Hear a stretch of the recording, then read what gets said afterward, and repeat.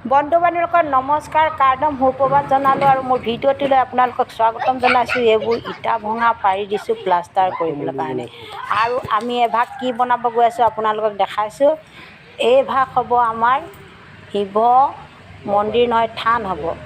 কিয়নো ক'লোঁ থান, তাত এজোপা আমি সিজু গছ ৰুম আৰু চাৰিওফালে টাইলছ লগাই দিম, মুকলিমূৰীয়াকৈ থ'ম আৰু এইখিনিতে ফুলনি হ'ব। এই আমাৰ ভাইটিয়ে লাগি আছে কাম। এয়া মাটিখিনি দেখিছে যে, এই তাতে আমি সিজু গছ এজোপা ৰুম আৰু চাৰিওফালে টাইলছ লগাই মানে গোলমূলকৈ। যেতিয়া সম্পূৰ্ণ হ'ব আকৌ আপোনালোকক দেখাম। আৰু খুব কম খৰচত কৰিবলৈ গৈ আছোঁ। আমি ইটা ভঙা ইটা আনিছোঁ, ভঙা ইটা আনি আমি অলপ দেখাই আছোঁ নহয়।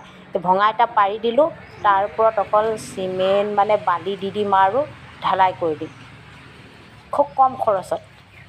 আপোনালোকৰ তেনেকৈ খুব কম খৰচত বনাব পাৰে।